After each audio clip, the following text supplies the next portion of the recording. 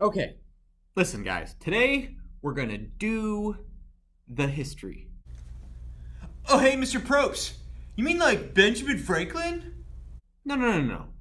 I mean, do the history. I mean like the guy. You know, the guy. What? What time's class over? Is class over yet? That's not how you do the history. So by saying do the history, you mean aliens. Ugh.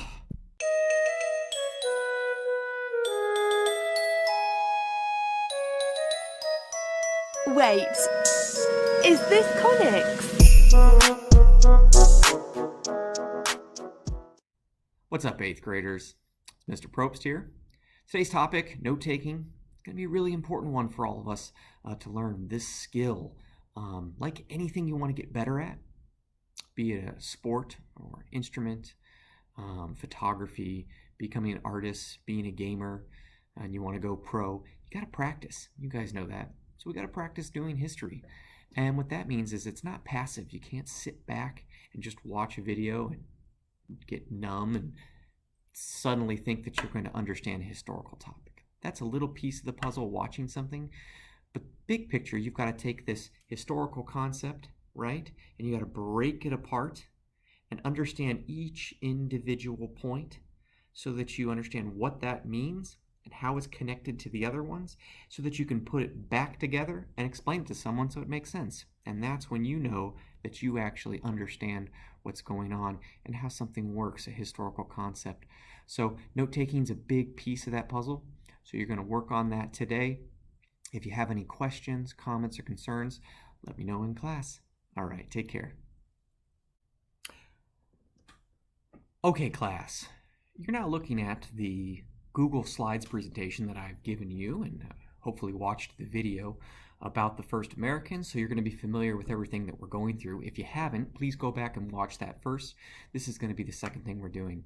Now we're talking about taking notes and how we take the information that we've learned and make it into a little bit more useful information. I've provided for you all of the slides from the presentation so you can go back through them at your own pace. So for example, we'll be answering this question here in a little bit. So all of this should be review. I'm not going to go through all of it yet. We'll be going back, but if you scroll down all the way to here, slide 26, you'll see that I've provided for you a place for you to take notes on what we've covered. Now these are what we call two-column notes. And two-column notes are very useful because on one side, we're nice and organized. We've got the last ice age. You'll notice that last ice age corresponds with the heading that you see up here. Let's move that back. Okay, so we've got the last ice age, and that's down here. Now, I'll try to always have this here for you, but if you're taking notes on your own or when you're back in class in school, you'll be writing this yourself. And early migrations that you see right here, well, that corresponds with early migrations. Okay. So what do we know about the last ice age? Now, this first time when we do this together, I'm going to walk you through what I would write, but that doesn't necessarily mean that's what you should write. But I've got to give you a point of reference, so this first time, if you want to use what I use, I'm okay with that. But going forward, you're always going to want to put things in your own words because each and every one of us has a brain that's a little bit different, that takes information in a little bit different way. And you all have your own life experiences, things you might know or don't know or are familiar with, and you're going to want to relate what you're learning about in history to those things because you'll remember them better. It'll make more sense to you. Okay, the last ice age. What do we know about it? Well, the first thing right here is that glaciers covered much of the northern hemisphere. So let's write that down. The last ice age, what do I know was going on? Glaciers covered most of the northern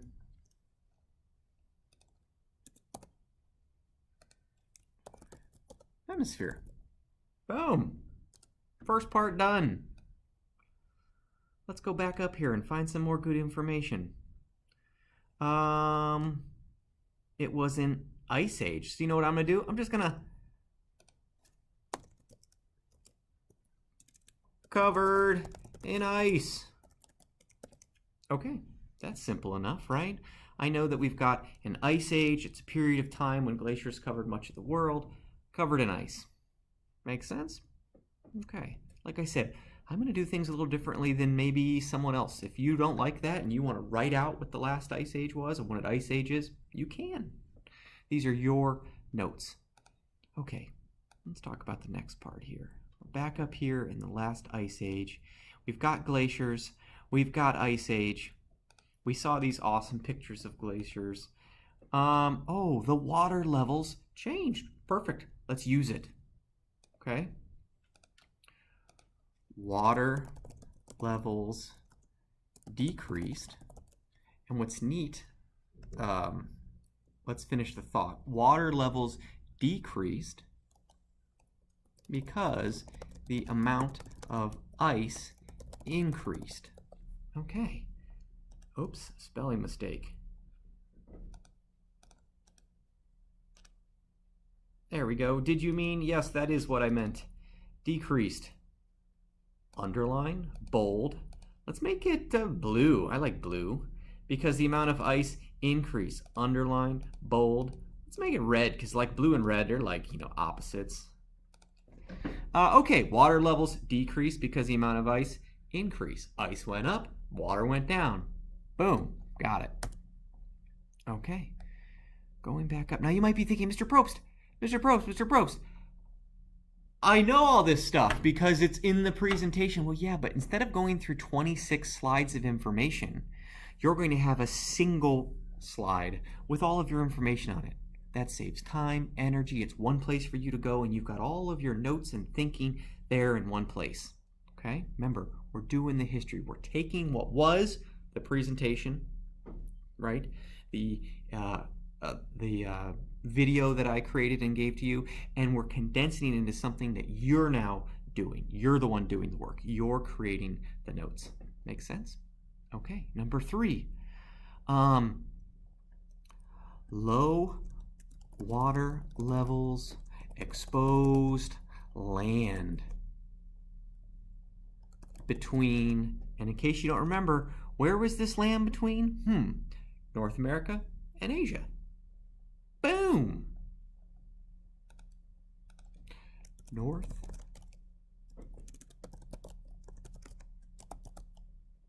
Okay.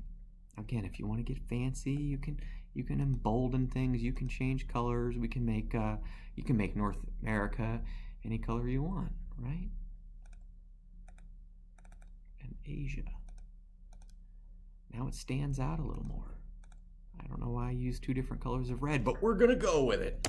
Sorry, my OCD people. You're just gonna have to cringe away. Okay. Last point up here. Actually, yep, last point. Here we go. Beringia.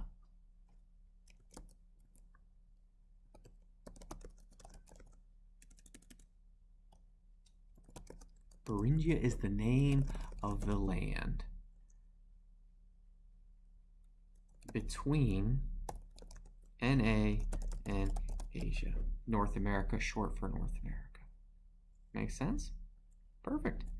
Okay, moving on. Early migrations. Now, what's so nice about this is like, okay, I don't have enough room. I need more space. You can just take and highlight. You can make smaller.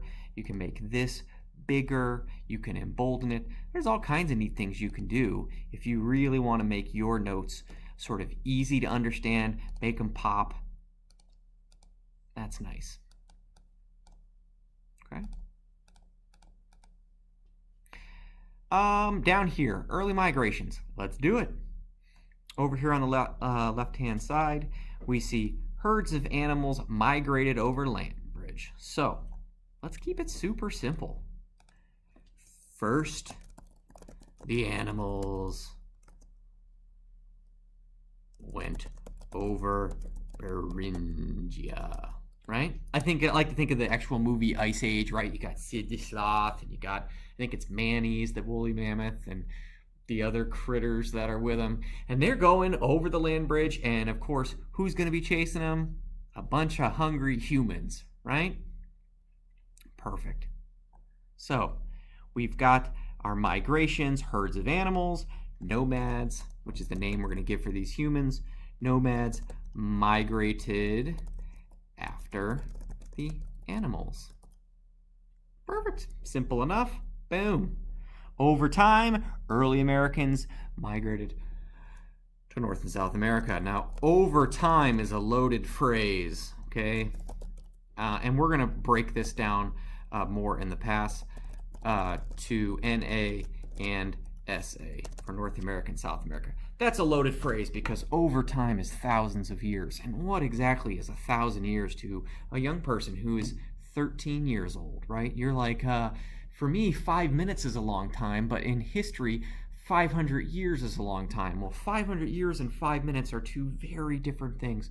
We'll talk more about that, but know that over time means a long, long, long, long time.